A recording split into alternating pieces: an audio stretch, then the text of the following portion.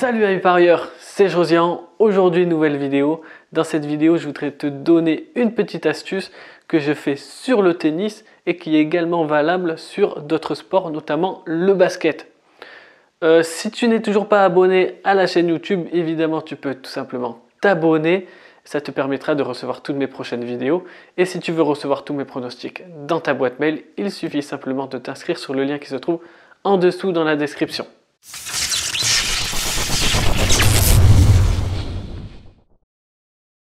Donc voilà, comme promis, on est sur mon écran d'ordinateur. Je voudrais te montrer une astuce sur le tennis et une astuce sur le basket pour avoir une augmentation de tes cotes pour un même prono. Donc, qu'est-ce que je veux dire par là? Je vais te montrer ça de suite sur cet écran-là. Donc, on va aller sur le tennis, on va prendre un match au hasard.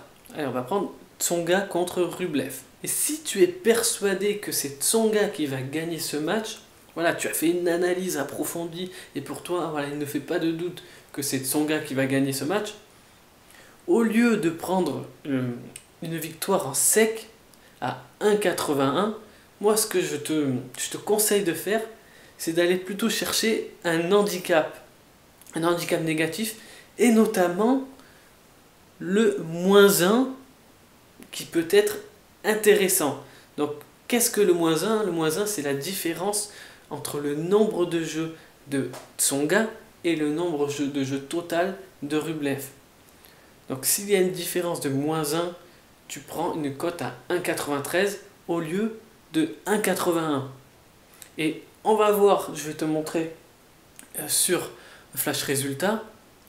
On va voir sur Flash Résultat ce qu'il en est justement au niveau statistique. Au niveau statistique, donc on va prendre les matchs de hier, par exemple à Montpellier, où il y avait Tsonga.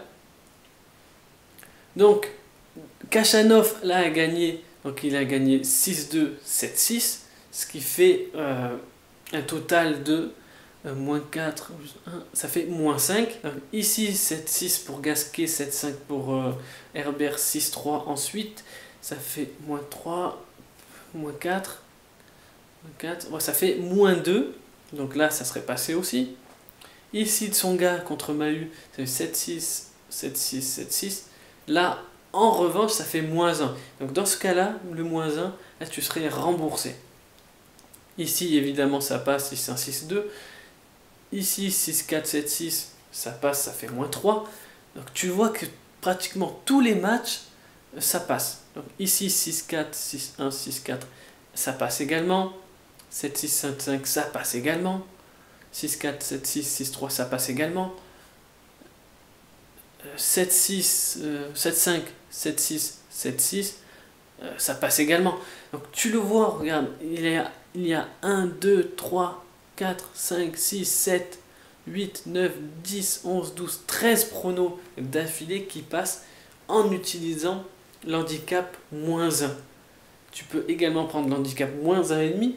Si tu avais pris l'handicap -1,5, tu aurais perdu malheureusement qu'un seul match sur 13.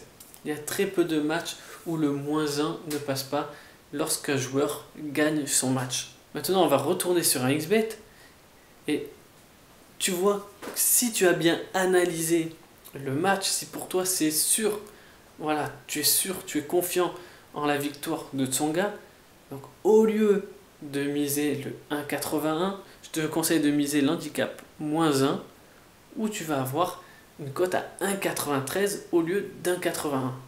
Ça te permet d'optimiser ta cote, d'avoir une cote plus grosse, et nous, ce qu'on veut principalement, c'est ça, c'est d'avoir des cotes les plus grosses, c'est d'avoir les cotes les plus grosses pour avoir une bonne rentabilité au final. Qu'est-ce qu'on peut dire également? Également, c'est valable sur le basketball. On va voir en NBA peut-être. Voilà, on va prendre un match. On va prendre le premier. On va prendre Philadelphie contre New Orleans. On va prendre pareil les handicaps. Donc non, la victoire de Philadelphie est à 1,48 et l'handicap -1,5 est à 1,50.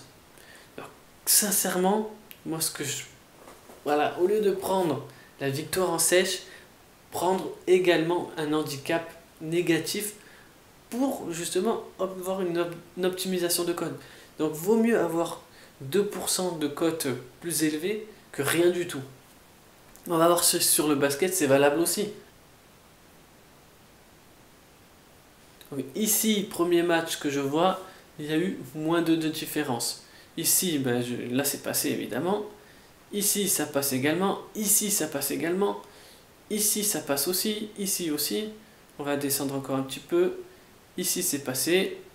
Ici ça passe. Ici ça passe. Ici ça passe. Ici ça passe. Ici ça passe. Ici ça passe. Ici ça passe. Ici ça passe. Voilà. En gros, voilà, il y a tous les matchs où il y a minimum. Avec tous les matchs que je t'ai donnés ici, il y a énormément de matchs où il y a minimum -2 d'écart. Et ça, c'est très important sur le long terme d'avoir les meilleures cotes. Donc, clairement, il vaut mieux prendre une cote à 1,50 que à 1,48. Tu vas mettre 100 euros d'un côté, tu vas gagner 50 euros. Et si tu mets 100 euros sur 1,48, tu vas gagner 48 euros. Donc, vaut mieux avoir 50 euros dans sa poche que 48.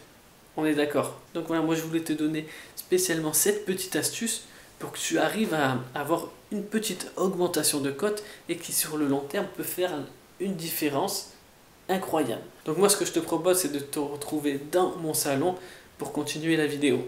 On est de retour, donc tu as pu le voir que voilà, grâce à une petite astuce, tu peux optimiser un maximum les cotes.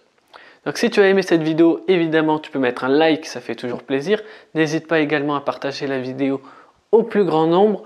Dis-moi en commentaire si toi tu vas maintenant utiliser cette technique ou pas, si tu l'as déjà utilisée, si tu l'utilises déjà. Sinon moi je fais l'analyser quelques paris. Moi je te dis à très bientôt pour une nouvelle vidéo.